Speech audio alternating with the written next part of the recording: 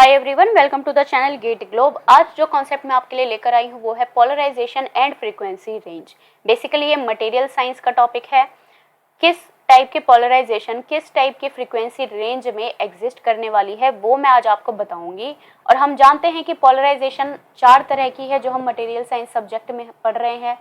कौन कौन सी है? अपने पास है इलेक्ट्रॉनिक पोलराइजेशन, अपने पास है आयोनिक पोलराइजेशन, एक है ओरिएंटेशनल पोलराइजेशन और एक है स्पेस चार्ज पोलराइजेशन। ये जो है 4 टाइप के पोलराइजेशन मैं यहाँ पे आपको बताने वाली हूँ इन शॉर्ट। ठीक है, शॉर्टकट में हम कैसे इसको याद रखेंगे।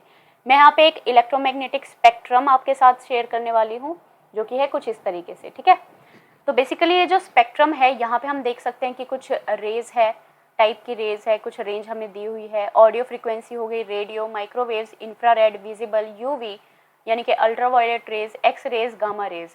गामा रेज के अबव हम अगर जाएंगे वो आ जाएगी हमारे पास कॉस्मिक रेज। ठीक है, तो बेसिकली इनकी जो वैल्यूज है वो कुछ इस तरीके से मैं बढ़ा रही हूँ according to the frequency, right.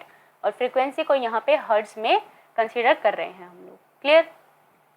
अब यहाँ पे जो ऑडियो वेव्स है बेसिकली वो यहाँ से मैं कहीं पे वैल्यू स्टार्ट कर रही हूँ। यहाँ पे अपनी सहूलियत के हिसाब से, अपने कंफर्ट लेवल के हिसाब से मैं यहाँ पे 10⁻³ से यहाँ पे ऑडियो रेंज को स्टार्ट कर रही हूँ। ऑफ कोर्स इसके बिलो भी कुछ ना कुछ लो फ्रीक्वेंसी रेंज यहाँ पे रहने वाली है। ठीक है, तो 10⁻³ हो गया, देन 10⁻⁴, 10⁻⁵, 10⁻�6 एंड देन 10⁻⁷, राइट। 10⁻⁷ तक आते आते जो है मेरे पास जो भी फ्रीक्वेंसी हम लोग टीवी के लिए यूज़ करते हैं यानी कि टेलीविज़न सिस्टम के लिए यूज़ करते हैं वो अपने पास यहाँ पे रहेगी।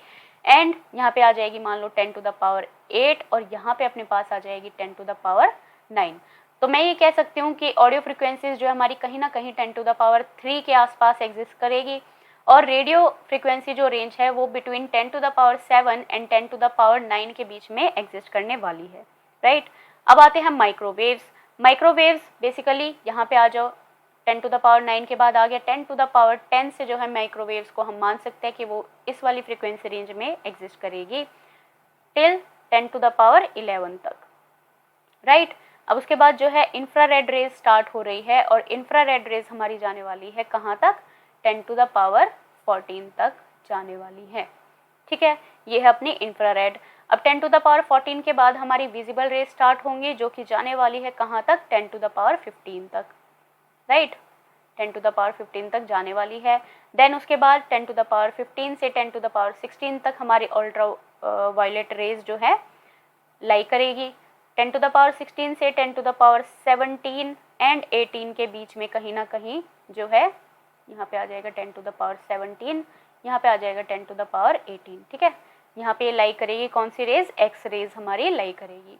एंड देन 10⁻19 पे कहीं ना कहीं गामा रेज एग्जिस्ट करेगी एंड अबव हाई फ्रीक्वेंसी हमें कॉस्मिक रेज मिल जाएंगे। ठीक है, इस तरीके से जो है ये स्पेक्ट्रम मैंने यहाँ पे लिया है। ठीक है, इसके एग्जैक्ट वैल्यू भी आप लोग चेक कर सकते हो, you will get the same result. तो यहाँ पे बेसिकली किस लिए मैंने ये यूज़ की है? ताकि हम यहाँ पे टाइप ऑफ पोलराइजेशन देख सके कि कौन सी टाइप की पोलराइजेशन किस फ्रीक्वेंसी रेंज में एग्जिस्ट करती है। या फिर अगर मैं बोलूँ, लेट्स सपोज अगर मैं विजिबल की बात करती हूँ, यहाँ पे विजिबल रेंज की मैं बात करती हूँ, तो यहाँ पे जो है किस टाइप की पोलराइजेशन एग्जिस्ट करने वाली है। So let's take here the visible range.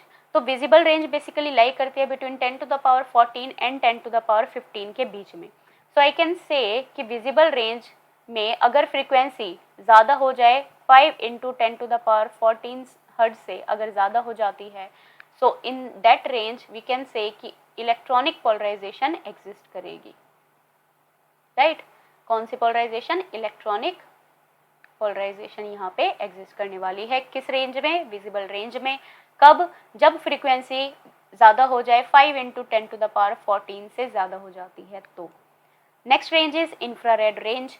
Infrared के लिए क्या है अपने पास? इंफ्रारेड में अगर मान लो अब हम फ्रीक्वेंसीज सिर्फ एक फ्रीक्वेंसी लेने हमें जो कि ज़्यादा है, बाकी तीनों चारों रेंज में हमें लेसर फ्रीक्वेंसीज लेनी है। किस तरीके से? लेसर वैल्यूज, यानी कि अगर फ्रीक्वेंसी लेस देन है 10⁻14 से, ठीक है, अगर फ्रीक्वेंसी इस वाली वैल्यू से कम है तो वहाँ पे जो है एग्जिस्ट करेगी इलेक्ट्रॉनिक पोलराइजेशन, तो वहाँ पे रहेगी ही रहेगी।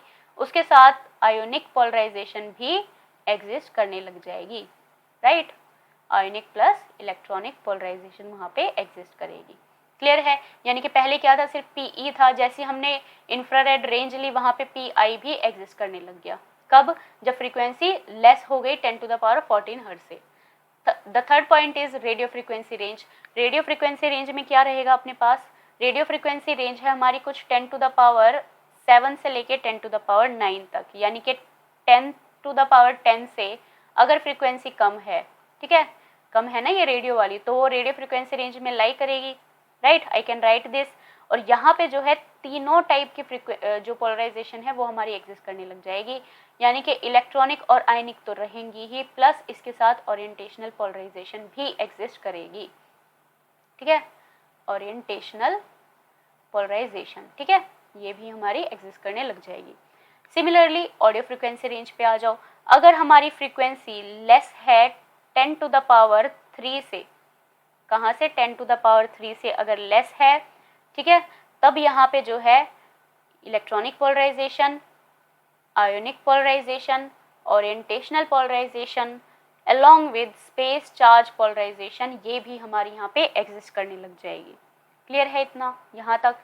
ठीक है, तो बेसिकली ये पॉइंट्स थे जो कि आपको याद रहेंगे अब, ठीक है। तो क्या करना है, सबसे पहले आप बस ये स्पेक्ट्रम याद कर लो कि कहाँ कहाँ पे वैल्यूज रहती हैं। विजिबल रेंज में क्या आएगा? Only electronic polarisation. इंफ्रा में क्या आएगी? इलेक्ट्रॉनिक प्लस आयोनिक रहेगी। RF में क्या रहेगी? रेडियो फ्रीक्वेंसी में electronic plus ionic plus orientational.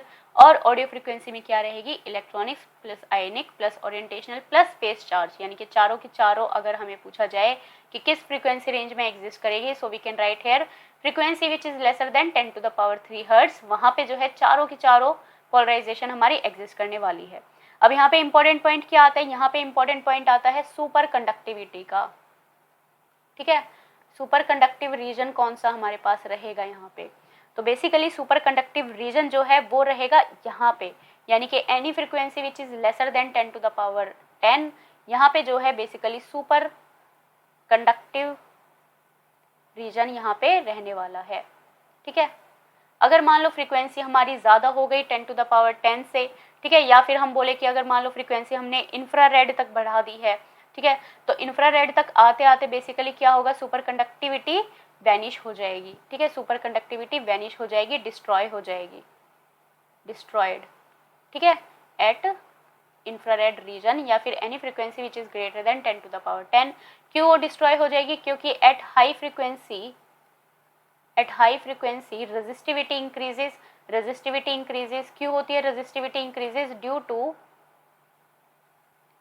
Skin effect. Due to skin effect resistivity increases, और जैसे ही रेजिस्टिविटी बढ़ती है तो सुपर कंडक्टिविटी वैनिश वहाँ पे हो जाती है। So this is the main reason. तो ये आप लोगों को याद रखना है।